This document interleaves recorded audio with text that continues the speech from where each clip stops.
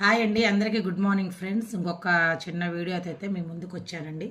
ఇవి ఏంటో మీకు తెలుసండి, అందరికీ తెలిసే ఉంటాయి. చిలకడ దుంపలు అంటారు, గంచికడ్లు అంటారు, ఇంకేమని పిలుస్తారమ్మా వీటిల్ని?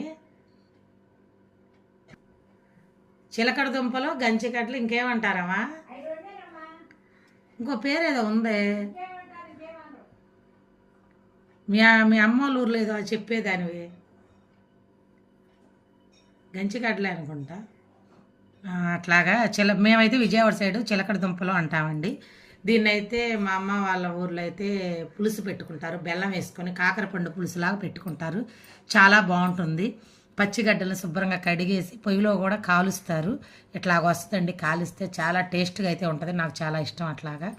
ఇదిగోండి, ఇప్పుడైతే మేము కడిగి శుభ్రంగా గిన్నెలో కొంచెం నీళ్ళు పోసి కొంచెం ఉప్పు వేసి ఇప్పుడు స్టవ్ మీదే ఉడకబెట్టానండి. నేనైతే కొంచెం అట్లా మాడినట్టుగా అడుగును పెడితే చాలా టేస్ట్గా ఉంటుందని పెట్టానండి. చాలా బాగుంటుందండి. అదే ఇంగ్లీష్లో స్వీట్ పొటాటో అంటారు. అదండి తెలుగులో చిలకడ దుంపలు, గంచిగడ్డలు అంటారు. మీరు ఎలా పిలుస్తారు? మేమైతే ప్రజెంట్ ఇక్కడ వచ్చి నెల్లూరు సైడ్ గంచిగడ్డలు అంటారు. మా అమ్మ వాళ్ళ ఊరు సైడ్ అయితే చిలకడ దుంపలు అంటారండి. మీకు ఎంతమందికి ఇష్టం అండి? చూడండి, ఇట్లా చాలా బాగుంటాయి అన్నమాట. మేమైతే తీసుకున్నామండి.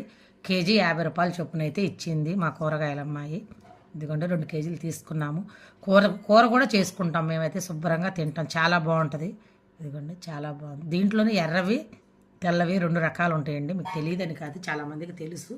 కానీ చాలామంది అయితే ఇష్టపడరు, కొంతమంది బాగా ఇష్టంగా తింటారు. మేమైతే అందరం ఇష్టంగా తింటామండి.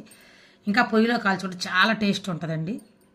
నేనైతే అందుకోసమని అట్లా కొంచెం అడుగున అట్లా మాడినట్టుగా చూసారా, ఈ చర్మం ఇలా తీసేసి తింటే చాలా బాగుంటుంది కాల్చినవి. అదండి ఇవాళ ఒక చిన్న వీడియో. నచ్చితే నా ఛానల్ని సబ్స్క్రైబ్ చేసుకోండి. కొత్త వాళ్ళైతే కనుక ఛానల్ సబ్స్క్రైబ్ చేసుకోండి. ఒక మంచి కామెంట్ చేయండి, ఒక లైక్ అయితే ఇవ్వండి ఫ్రెండ్స్. ఇదిగోండి, స్వీట్ పొటాటో, చిలకడ దుంపలు, గడ్డలు చాలా బాగుంటాయి. మేమైతే అందరం ఇష్టంగా తింటామండి. ఓకే ఫ్రెండ్స్, అందరికీ బాయ్. లైక్ చేయండి.